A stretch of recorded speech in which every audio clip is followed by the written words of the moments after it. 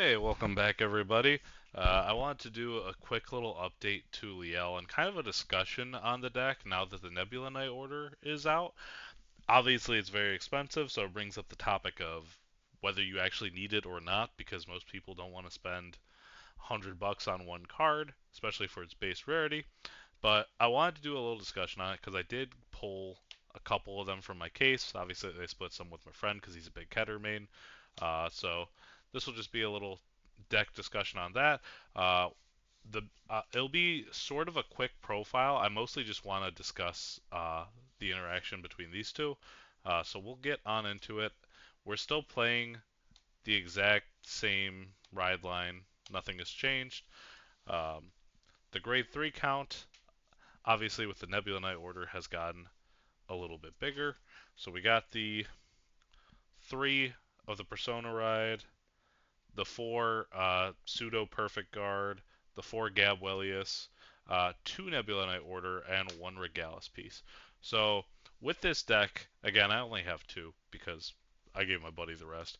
But if you really wanted to play to max efficiency, you would probably play a third copy of it and then cut another card in the deck. But I do want to talk about what this does for the deck. So the cost to play this card is to bind itself, and then you can look at top 7 and call a card from your deck, and this card can be played from the drop zone too, which is really nice. So what this basically does is it gives you an extra card in bind, so that your perfect guards can put back uh, you can double perfect guard in a turn, basically. That's the short and skinny of it, right? Uh, whether that's worth it or not can be up to you. It's also really good discard fodder off of Draconis, off of just using a perfect guard or riding up, which is really nice. Uh, kind of the same logic with Fire Regalis. Um, let's just speed through the rest of it real quick before I go on a 2-year rant. Grade 2s have changed a little bit. We're still playing this card. This card's never getting lower than 4 copies. Now 3 copies of Selvant and 2 copies of Sequence. So in the this is obviously for what I have, right? I don't have all of the Nebula Knight order.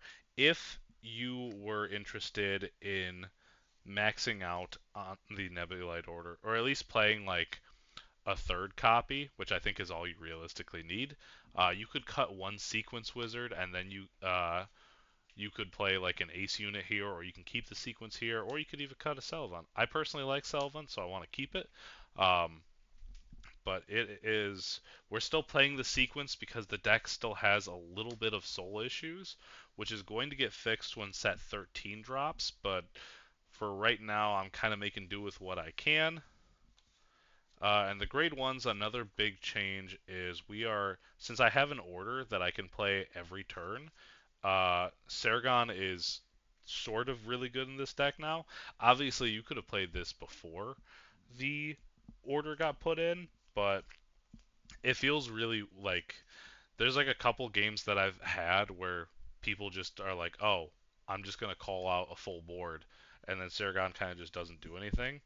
And uh, so before the order, it would have felt better just to have anything else. But now that we have the order, it's kind of worth playing the 4 Saragon. 3 copies of Almov because Almov is a really good card to give us a little extra offense, and it energy charges us 1. And of course, the 4 perfect guards. And then lastly, on to the triggers. The triggers only changed in form. I mean, I think I had it for the last one, but we are still playing the 1 red OT. We're playing the 8 critical. We're playing the 3 soul fronts, and we're playing the 4 regular heals.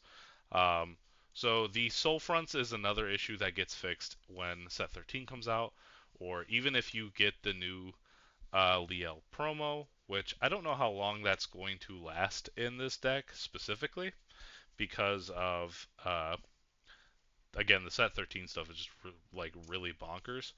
So let's talk about these two really quick. As I said before, this gets you cards out of your deck. This can be ways to recycle off of your Amorta Perfect Guard, which is really nice. So it keeps your bind count high, but and it's also really good discard fodder. The catch is though, it's all like 100 per copy, which is extremely rough. So what do we do about that?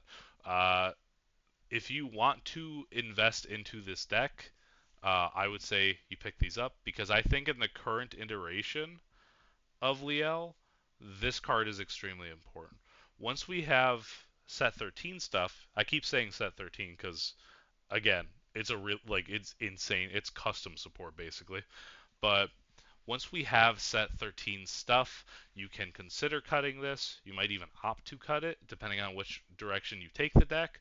Whether if you want to keep it a pure Draconis deck, you might still consider playing this card at 3 copies. But if you switch to the new Liel, you probably won't have room to realistically play the Nebula Knights order. But you're obviously more than welcome to try if you want to.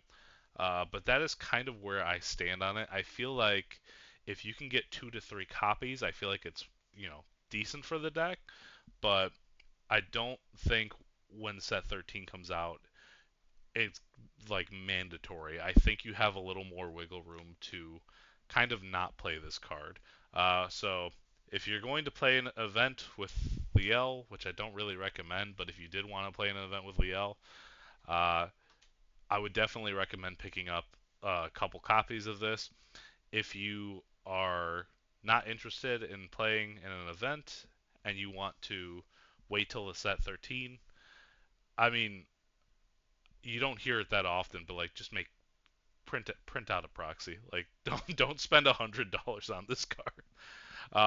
100% though, when this order, the Nebula Knights order, gets reprinted, do take the time. Like if it's cheap, right? Whatever your version of cheap is, whether that's like I don't know, 10 bucks a copy, 20 bucks a copy, whatever it is, pick this card up. It is worth it 100%, but it is not worth spending $100 per copy to play a deck that realistically can't compete as well as you would like it to. Um, but again, hey, if you love this deck and you're like, I'm only picking up stuff for this deck, I mean, go nuts, man. Whatever you gotta do. But yeah, that's kind of where I sit on the fence of that. I thought it'd be just a nice, quick little update that I find it worthy enough to at least play the 2 copies that I own. Um, if I owned a third, I would make room for a third, but that isn't here or there. But that'll do it for this video, guys. Not a really long one because I don't feel like there was a lot to say on this one. Um, Yeah, I mean, like, it's just kind of if you have it, play it. If you don't worry about it so much. But definitely keep in mind that specifically your perfect guards and your Sargons get a bit worse without it. But as long as you can manage that perfectly fine, like I wouldn't even worry about it. But that's gonna do it for this video. Sometime I'm hoping tomorrow after work, I'm going to be doing a video. I went to C2E2 over the weekend in Chicago, and I kind of want to do a video on the Bushiroad booth, specifically for the Pal World stuff. I know a lot of people aren't crazy about that, but I think there is like something to discuss there, and I kind of want to discuss it. But that's going to do it for this video, guys. I'm going to catch you in the next one.